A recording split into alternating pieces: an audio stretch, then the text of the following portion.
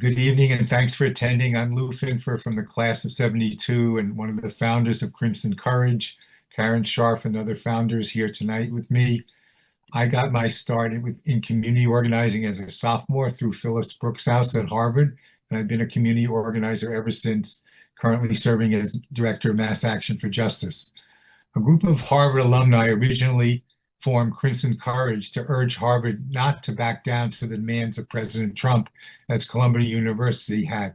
Once Harvard did not back down, but instead sued the Trump administration, we pivoted to supporting Harvard in its courageous stand against the Trump administration's threats, which, as you know, have continued to escalate again and again. We come here from many different backgrounds and many perspectives. As one of our colleagues put it, in order to make common cause, we don't need to hold every cause in common. At tonight's press conference, you will hear crucial research on infectious diseases and public health that's going on, but it has been canceled by the Trump administration, and about the 6,800 international students who've been kicked out of Harvard, and about the attacks on academic freedom in an attempt to force Harvard and make no mistake, all other universities across the nation to align with the values and politics of the Trump administration. And we're going to hear about legal action the alumni will take as part of the Harvard versus Trump lawsuit pending in federal court. And I do have to say that all this attention that Harvard is getting is taking away attention from the drastic cuts in social programs like Medicaid, food stamps, housing, and the massive tax cuts for the wealthy in the budget bill the House just passed and the Senate will pass. We have to do more to address that huge crisis that's hitting us all. Members of the press can put questions in the chat. Please also enter your name and news organization at the end of the presentations. We'll ask you to unmute so you can direct your question to the correct speaker. If you do not get your question, our press team will reach out to you after the evening is concluded, and their email is press@crimsoncourage.com, which is in the chat. You'll also find a link to tonight's agenda. So I want to begin with our first speaker, is Jessica Tang. Jessica is the president of the American Federation of Teachers in Massachusetts and a Crimson Courage leader. And Jessica is going to speak on why we're here. Good evening, everyone. My name is Jessica Tang, as Lou shared, and I, as a co-founder of Crimson Courage from the class of 2004, also an alum of the Graduate School of Education, public school teacher, and currently serve as president of the American Federation of Teachers. And we're here today because Harvard University is facing a crisis like the likes we have not seen before in its history as America's oldest university. And over the last few months, we've seen unprecedented attacks and retaliation from the federal government. This is undoubtedly harming Harvard and its direct stakeholders, but it is also directly harming the larger community that benefits from the research and contributions of the many programs and activities that are directed towards the common good. And many of those most harmed by the cuts and loss of funding are students and working families from our most marginalized communities, not just here in Massachusetts, but across the nation. So in early April, a small group of classmates joined other Harvard alum from Class Act with the recognition that we need to do what we can to support Harvard to ensure that it does not capitulate to unprincipled demands and undermine higher education as a foundational pillar of democracy. And we launched a campaign called Crimson Courage at the Stand Up Harvard rally in Cambridge on April 12th. And since then, a number of other similar Harvard alum groups and efforts have coalesced under the banner Crimson Courage. And since then, Harvard has taken a bold and principled risk in taking a stand for free and democratic society. And as alum, our commitment to living by the Harvard motto Veritas, truth, does not stop when we complete our studies. Yes, this is about Harvard, but it's also about so much more. To be clear, the attacks on Harvard University and institutions of higher education across the country mirror the moves we see in authoritarian regimes that seek to suppress knowledge and independent thought. The attempts to erode the academic independence of universities across the country is a part of a larger systemic attack on our democracy. And as alumni, we must organize together to support Harvard in its effort to stand up as a pillar of democracy, freedom, and truth. And to understand the breadth of the threat, we must first fully understand what is at stake. And that is why we are here, to seek truth, share what is at risk, but also to share what we are doing together to help Harvard and our larger community find the courage it needs to stand up and fight back. We believe courage is contagious, and we hope that we can inspire others to join the fight and find their courage as well. Thanks, Jessica. Next, I'm going to introduce Andrea Thomas, who represents the Coalition for a Diverse Harvard, and she's going to talk about how we can really stand for all of the whole. Andrea. Hi, my name is Andrea Thomas. I'm from the class of 1995. So it's obvious that the assault on the oldest and wealthiest university in the US is quite deliberate and meant to send a message.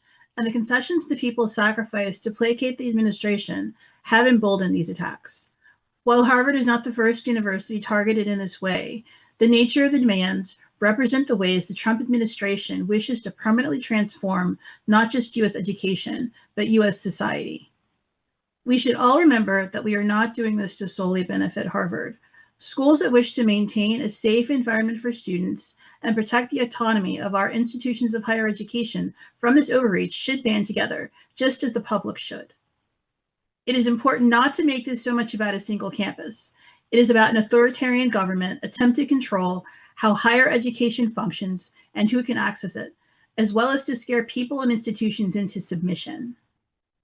Harvard's response is critical because many other schools will look at their response as they decide how to stand up or give up self-governance.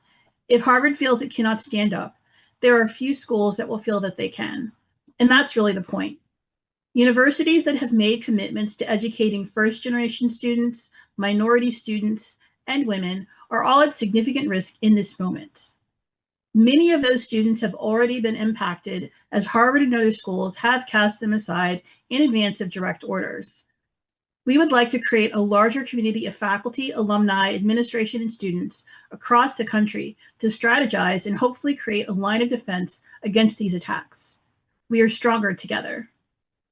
We hope that the university does not continue to enable the abuse of students targeted by the administration and commits to protecting its students and the basic rights that students, faculty, and employees should have. Nothing could send a stronger message than for the university to not just protect, but restore those students, faculty, and groups already impacted by previous attempts to placate the government. Thanks very much, Andrea. Our next speaker is Professor Walter Willett from Harvard Medical School and the Harvard Chan School of Public Health, and he's going to talk about a 50-year-old public health study involving hundreds of thousands of people that has been imperiled by the actions of the Trump administration. Professor Willett. Thank you. On May 15th, I received a notice that my 2 grants from the National Institutes of Health were terminated. One was for the Nurses' Health Study 2, which provides the core support for the follow-up of 116,000 women from every state of America who joined this study in 1989. Based on biannual questionnaires, we have been tracking the diets, other lifestyle factors, and health-related events experienced by each participant. Most participants have also provided biological samples that add to what can be learned from questionnaires. For example, they provided their DNA, blood plasma, urine, and microbiome samples. Breast cancer is a major focus, and we have already learned much from the Nurses' Health Study 2 about its cause and prevention, but much more remains to be learned. The second terminated grant is the Health Professionals Follow-Up Study. This is a parallel cohort of 52,000 men from across the country who were enrolled in 1986. All major health outcomes are being studied, with prostate cancer being a primary focus. These grants provide the most comprehensive data on the determinants of health for anywhere in the world, and they're used by dozens of investigators at Harvard and across the country, not just by those of us here in Massachusetts. Together with the first-generation Nurses' Health Study, these grants have resulted in over 5,000 scientific reports that have informed personal choices and policies regarding diet, physical activity, cancer screening, medication use, and environmental risk factors. These 2 grants provided $3.6 million annually that have supported dozens of experienced research staff who manage data collection in our extensive biorepository. No amount of money could replace the personal information that has been provided over the last 4 decades by the tens of thousands of dedicated participants. Also lost would be the opportunity for all Americans to learn more about ways to add healthy years of life and also to the lives of their children. Thanks, Professor Willett. This kind of report brings tears to our eyes about what's being lost. Our next speaker is Anurima Bhargava. She's a former civil rights official in the Department of Justice, and she's leading the effort on the amicus filing. And I want to introduce Anurima. Thanks, Lou. I just want to speak briefly and to echo what all of my colleagues have already said as part of Crimson Courage, but to speak to the legal part of the legal actions that are currently taking place. And we have prepared an amicus brief that we hope to file on June 9th with the Federal District Court. And the brief will speak to the interest of alumni and the ways in which the government's unlawful and reckless attempts to assert control and power over the core functions of Harvard have implications for all of us. They strike at the very core of what it is that Harvard does, which is to transmit, which is to educate all of us on how we can actually live its mission and values in an effort to serve the world and to make our society better. And so this brief, which we will circulate and hope to get thousands of signatures from alumni across the world and from all of Harvard schools, will be one way in which we as alumni have our voice heard. Obviously, there have been multiple legal actions that have been filed and taken, and we are in a moment that is an escalating war and campaign against Harvard, with the end goal being to destroy much of what Harvard has been able to stand for and much of what we've been able to ground ourselves in, which is the pursuit of knowledge unencumbered by government interference. So thank you, Lou, and I will turn it back to you. Great. Thanks for all your efforts, Anurima, to prepare this brief and the team that's worked with you. Our next speaker is Patty Nolan. Patty is an elected member of the Cambridge City Council and has been a leader in Crimson Courage, and she's going to talk about the impact of all this on our economy. Thank you, Lou. So my professional experience post-college includes consulting at McKinsey, serving as CEO of 2 small companies, and work in the nonprofit sector on economic development. And now I serve as a local elected official on the Cambridge City Council. Those of us who understand business and those who serve in government know the direct effect institutions of higher education have on our economy and our cities. In Cambridge, with Harvard and MIT, and in the greater Boston area with even more colleges, one cannot underestimate the way that higher education supports our cities and enriches our lives. We see it in staff employed at every level. They are our largest employer by far in the city, in innovation, in employees supporting small businesses across the region, and in the community volunteerism infusing countless religious and other organizations. So for us, to attack Harvard is to attack our entire economy, and to attack people far beyond the walls of the ivory tower. Like much of industry, local government benefits from academic innovations. Higher ed institutions have yielded improvements in programs that serve all Americans. Literally millions owe their lives to Harvard's work. Others have documented that. Destroying Harvard, from what we've seen, is a fundamentally anti-American and anti-free enterprise move. It's deeply wrong, it's counterproductive, it's destructive. Now, honestly, let's be honest. Some may not think it matters if Harvard is diminished or be happy to see it taken down a peg.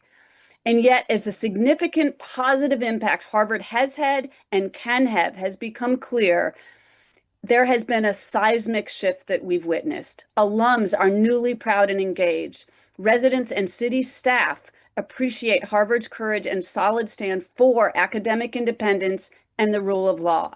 Former critics are standing with Harvard and supporting its forceful defense of academic freedom and the rule of law. Even Yaleys have put aside intense rivalry to praise Harvard because it matters, not just to Harvard or Cambridge or Massachusetts, but to the country. We need Harvard to be able to continue research, to educate, to thrive, to contribute to our economy. Does it need improvements? Yes. We need to ask it to be better, not by taking it over, but by holding it to high standards and supporting its work to genuinely embrace inquiry, support all students from around the world, and affirm the primacy of the rule of law. The petty demands and capricious punishment from the federal administration is putting more than Harvard at risk. Our economy and values are at risk. Thanks very much, Patty. That's really a lot in a good way. Thank you. Our next speaker is Nana Safo-Mensa. He's the president of Phillips Brooks House Association. That's the community service program at Harvard. And 1,300 students each year are giving service to the community in Cambridge, Boston, and Greater Boston. And welcome, Nana, the student president of Phillips Brooks House. Good evening. My name is Nana Safo-Mensa, and I'm in Harvard College's class of 2026. I want to congratulate Crimson Courage for their organizing so far, having brought together a broad and diverse coalition of alumni, faculty, staff, and students in support of Harvard's academic freedom and all of our constitutional rights. I'm here in part because I am president of the Phillips Brooks House Association, which is dedicated to community service and is the largest student organization on campus, of which Lou, Jessica, Councilor Nolan, Governor Healy, Mayor Wu, and 30,000 others are alum. But I am not here to speak on behalf of any group or anyone I can't represent. I speak for myself as a student leader. As a student, I am deeply concerned that the federal administration has chosen Harvard as one of their first battlegrounds in their four-year agenda. In this game of chess, the Trump administration has illegally attempted to use various parts of our community as pawns. International students, minorities, research funding, free speech, and the legal status of the university all treated as collateral damage, as if real lives aren't being affected. These many attacks are under one aim: to completely destroy free inquiry and equitable higher education in this nation. Harvard is being attacked first, but be assured that this administration is only using Harvard as an example. The Trump administration wants an Orwellian future where no one is allowed to think, no one is allowed to read, and no one has the intellectual autonomy to do anything besides the government's agenda. Nonetheless, for 400 years, Harvard has navigated America's highs and lows and continues to stand as a beacon of academic freedom. Today, however imperfect, Harvard represents our last chance to protect the fundamental democratic right to think for ourselves. This is a place where kids like me who can't afford their own education are given a chance. This is a place where students are taught that changing the world for the better is a responsibility, not a choice. As these values come under attack, now more than ever is the time to proudly reaffirm them without compromise.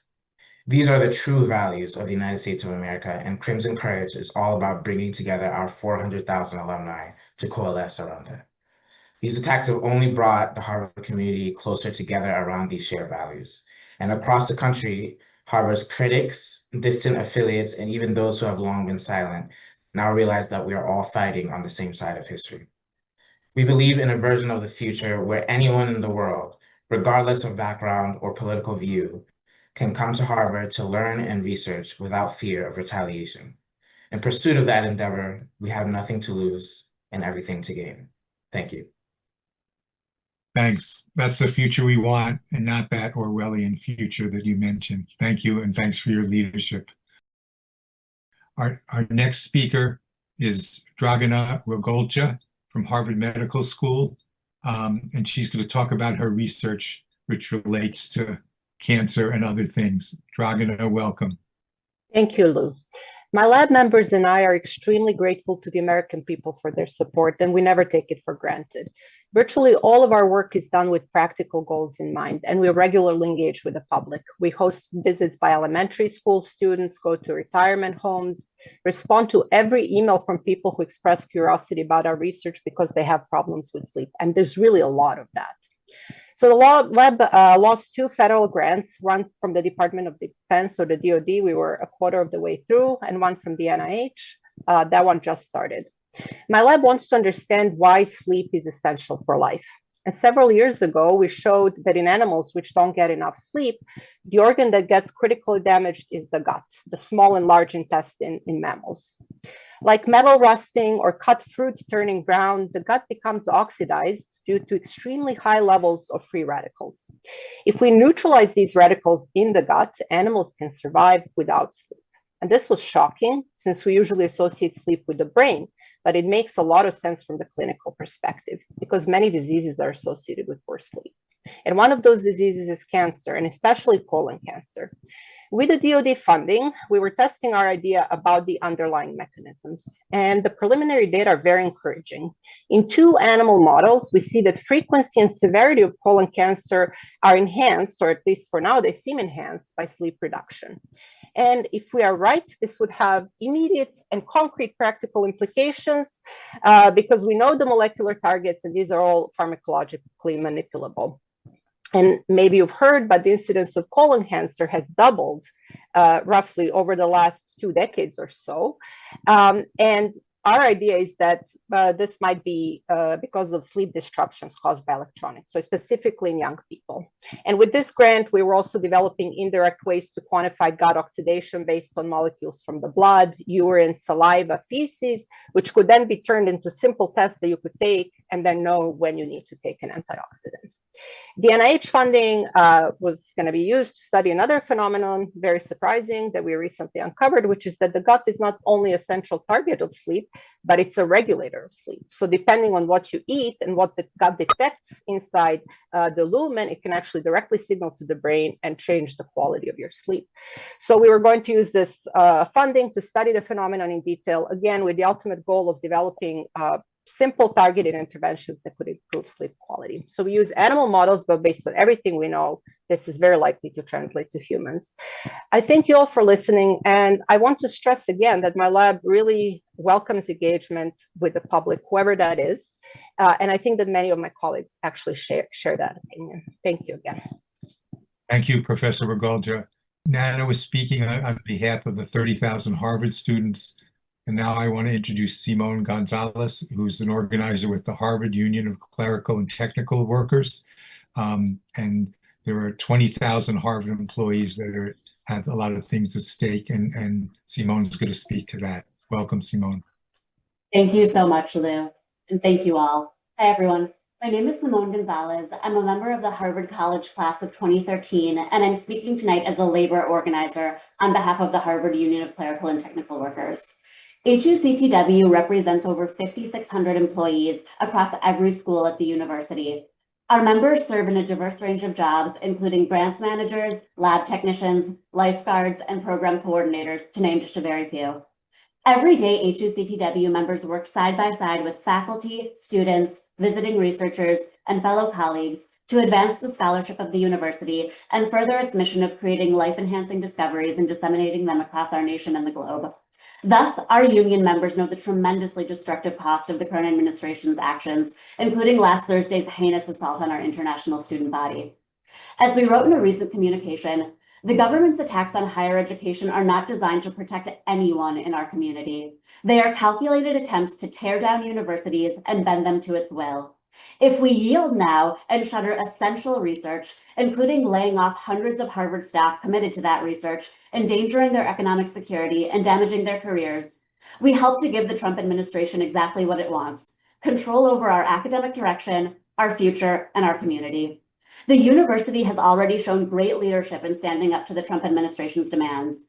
We call on Harvard to press forward, not with caution, but with continued courage and conviction, to carry forward the research that saves lives and gives hope to the world, and to protect dedicated Harvard staff who carry out and facilitate that vital work. In doing so, Harvard has the opportunity not only to endure this moment, but to emerge from it stronger, a beacon of continued discovery, principled resistance, and human compassion in the face of malicious destruction and lawlessness. In the days since we published that message, we have been pleased to see the university publicly commit an initial $250 million of central resources to support its schools, departments, and labs facing the sudden loss of grant funding, and continue pursuing legal action against the unlawful and retaliatory actions of the Trump administration. Now, as always, HCTWU stands in strong support of our international students and every human being on our campus and in our community who seeks to fight back against the forces of chaos and division with solidarity, transparency, and truth. Thank you so much, Simone. Our next speaker is Professor John Quackenbush from the Harvard Chan School of Public Health, and he's going to talk, and Harvard Medical School, and he's going to talk about the research for cancer training grants and 75 PhD students being trained. All that is going to go down the drain if these hold. Professor Quackenbush. So good evening, and thank you for spending time with us today. For nearly 80 years, U.S. science has really thrived because of a powerful partnership between government and universities.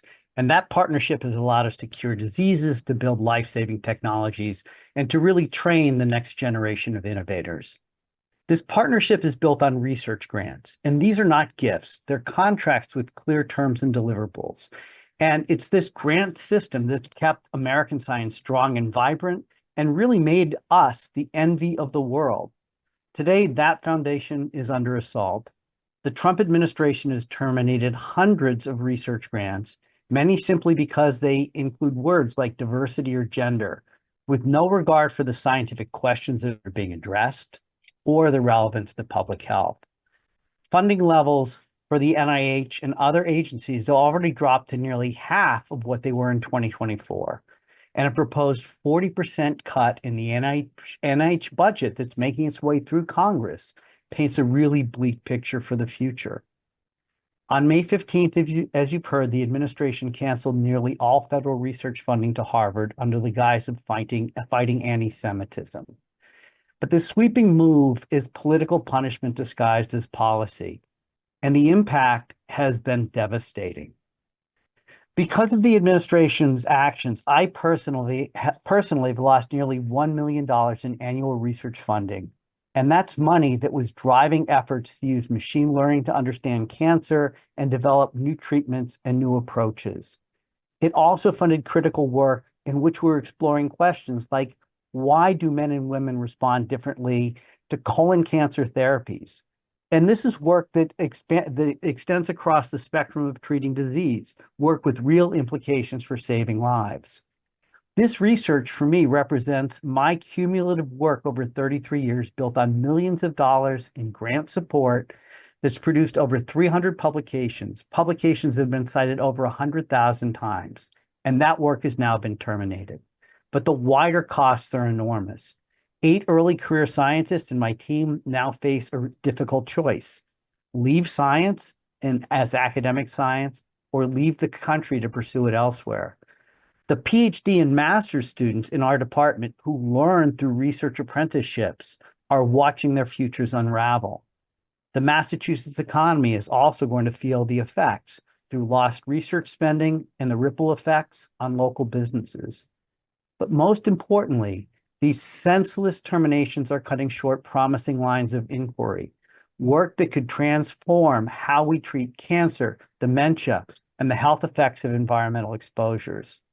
For us as a country, this is a self-inflicted wound. It weakens our ability to protect public health, diminishes our leadership in science worldwide, and threatens our future prosperity. If we truly want to make America healthy, if we want to make America great, I can tell you that this is the wrong path. While the effects here at Harvard have been devastating, I stand with the university for the First Amendment, for academic freedom, and for the principle that science should be guided by evidence, not ideology, and that science should serve the public good. So thank you for listening, and pass it back to Lou. Thank you, Professor Quackenbush. Appreciate that and all your research and what your team is doing. At this point, we plan to have Leo Garden, who's one of the international students who's been asked to leave Harvard, speak. But an hour ago, there was a rally in support of the international students that he was speaking at. So if he doesn't appear in a minute or two, it probably means he's still there dealing with it. But Leo wrote a statement along with 2 other international student leaders at Harvard, Carl Malden and Abdallah Shahid Seal, who's the Harvard undergraduate government president. So I'm going to just read a few parts of it so you get a sense of how they're thinking about the dilemma they're in. Quote, if the order stands, international students, more than a quarter of the undergraduate student body, will not be able to return to campus in the fall. Both the United States and Harvard offered something that was not available to us at home. We came here because we love this country, America's founding values, and its openness to people with different backgrounds. Thousands of students like us will see their dreams shattered. They came here to become physicians, scientists, engineers, and teachers. Harvard simply has no choice but to fight back with all available tools.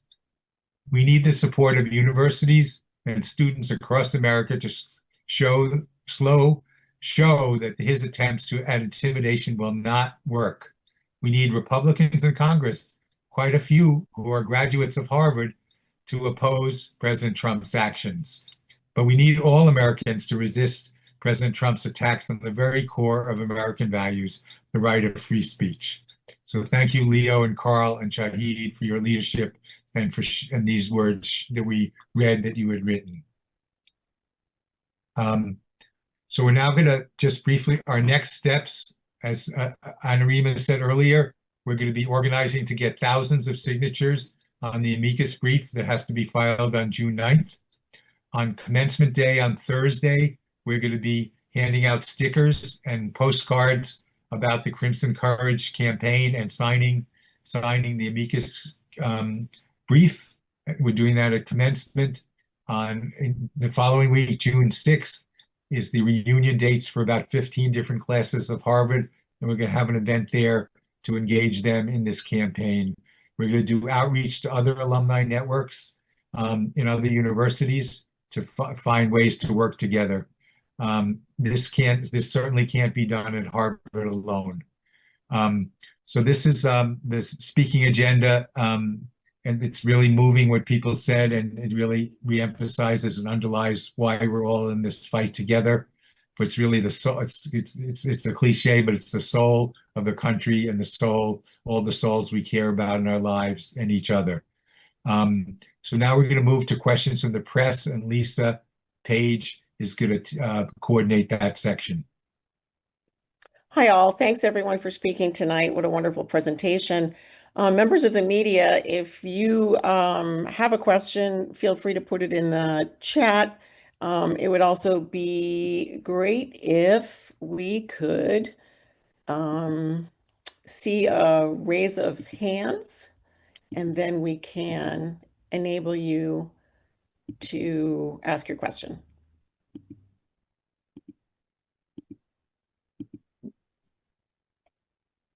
And we have posted our press release in the chat as a PDF. Will also be, of course, available. Many of you are probably dashing off to the webinar as soon as we're finished here, which is great. We hope you are.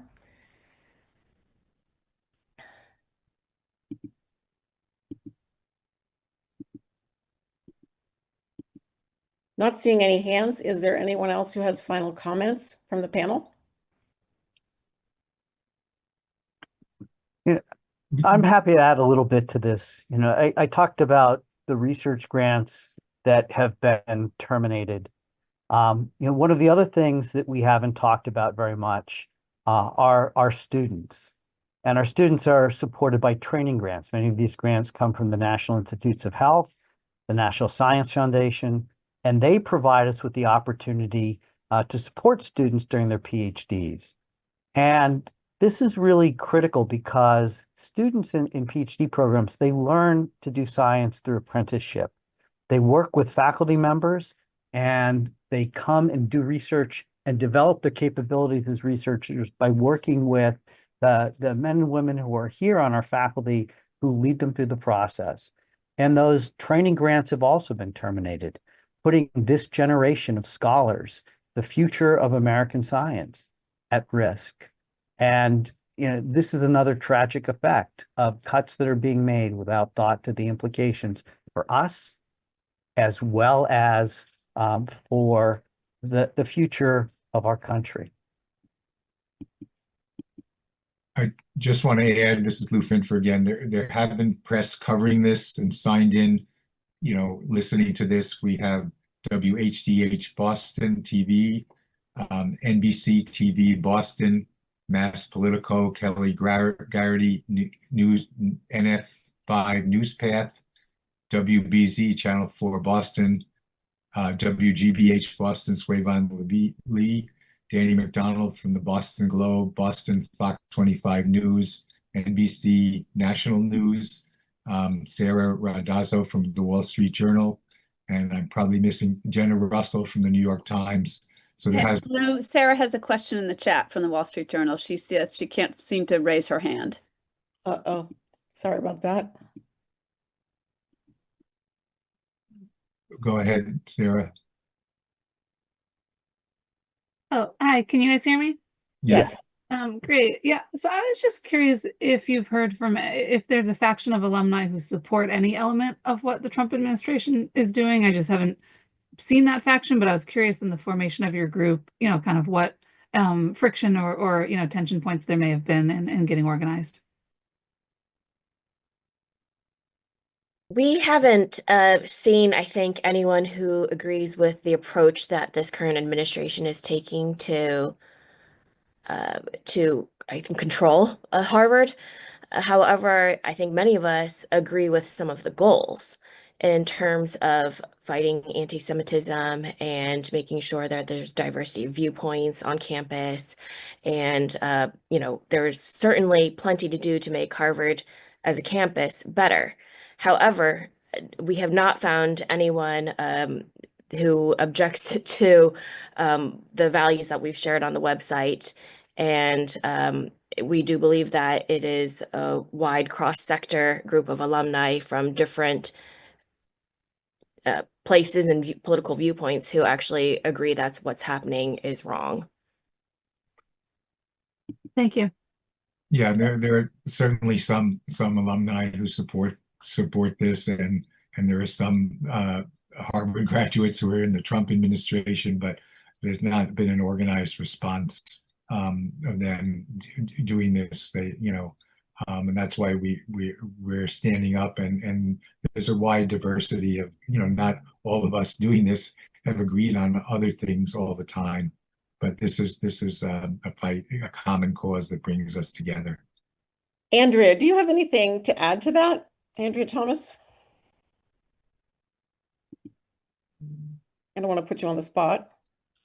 I would say the same thing. I mean, I think that the people that don't agree, at least haven't been approaching this group, and there clearly are some high-profile people who have been involved in some of the activities that have occurred in the campus, over the past maybe 18 months that, that are very well known. But yeah, they haven't approached us or been part of this effort. And as Lou said, there are many alumni who are in the administration who are, helping move their agenda forward. So clearly there are people who who are fine with it. Any other members of the press, feel free to unmute yourself, because we only have 5 minutes left, and that's, I see. Lisa, can you see that Professor Quackenbush and I do. Professor Quackenbush, would you like to add? Yeah, I'll just be brief. I tend to speak in analogies, and this is one I often think of. If you're at home and there's a disagreement among the members of your faculty, the way you fix that problem is you address the problem itself. And we all have problems in our families, and we all want to address them. But the solution isn't to turn around and burn down the house, right? And then to burn down the houses of all your neighbors. This is the approach that's being taken right now. We're not addressing the problem. We're burning down the house. And it's just not a rational way to approach solving any of the problems that may or may not exist here at Harvard. Thank you so much, Dr. Quackenbush. Dr. Rogulja, you have your hand up? Yes, I just wanted to, if there are no questions, I just wanted to stress the point that John made earlier, which is that these grants that we use to do research are not gifts to us, but are actually, they're areas that the government identifies as areas of need. for public health. They put out calls for grants. They say there's a problem, you know, there's too much cancer, too much this, too much that. Then we compete with many other people. We write these proposals, and then you have to give, you know, a good proposal to get money. I had to put in for this work that's probably, I don't know if I'm ever going to do anything better in my life. I had to put in that grant 4 times because it was something completely new until I showed that I could do it. Then we were able to get money. So it's not that easy. It's not something that we just get to play with. And I think that there's a lot of misconception out there about what it is, like what money actually is used for. And finally, Professor Willett. Yes. Let's see. Can you hear me? Okay, thank you. Just wanted to add a brief word again to what Professor Quackenbush mentioned about the loss of visas for students and postdoctoral fellows. The reality is, if we look around our school, at least in our own department, it's fair to say that the substantial majority of postdoctoral fellows who actually do a very major part of the research from day to day are from outside the country. And so in the area of science, we're actually taking advantage of the investments other countries have made at training our postdoctoral fellows, their undergraduate programs, very often their doctoral programs, who then come here when they're really maximally productive. So in some ways, we are, again, shooting ourselves in the foot by not having those people join us, and putting a barrier to that, again, will really undermine the scientific leadership of the United States and the benefits to the health of all Americans. Patty Nolan. Super quick, following on Professor Willett, the European have put 600 million euros behind an effort to recruit US scientists to Europe instead of studying in here. That is a devastating impact on our own economy. And to the point, yes, some people think, well, the Trump administration is just, some people approve it. We have gotten a little bit of that feedback. But the more they hear about what's actually happening, as has been said, maybe the initial was a little bit, oh, there was something Harvard needed to do. Now I think it's pretty clear, as has been said, it's actually to destroy Harvard almost entirely and then go after others. So I think that has, as that becomes more known, so many alums who may have said something needs to be done are now quite worried and hopefully joining Crimson Courage to show we may not agree on every issue, but we totally agree on this one. We're now 1 minute from closing our webinar. Last chance for anyone to speak. I'll just say too, going back to the original question again, the response has been very positive throughout this whole process. And in fact, at this point, there are over 4,000 people who've signed up for the webinar that we're all about to join. And I think, you know, again, this was put together in about a week's time, honestly. And for that response to be so overwhelming, I think says a lot about the general sentiment of the alumni community. I'd also just like to thank our PR team for somehow getting the news about this out, as it really was about 7 to 10 days, as Jessica said. And thank you all for responding and pestering us to get the links as much as that was needed. Our tech isn't totally, we don't even have like the greatest email system set up yet, so that we hope you understand how hard we work to try to reach you, to get you here. And we are available, of course, for follow-up questions. The best address to use is press@crimsoncourage.com, and I'm putting that in the chat. So thank you all for being here. It was extraordinary. Lou, anything last second to thank folks?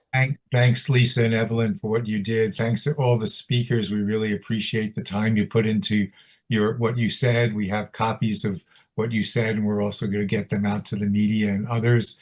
And we're all going to continue in this fight because there's so much at stake for everything we care about and what every American needs to have a fair opportunity in their lives. So thank you, and we will continue the fight. Thanks, everyone.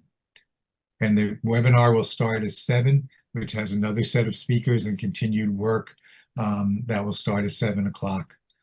Thanks for everyone for being here today. Thank you all.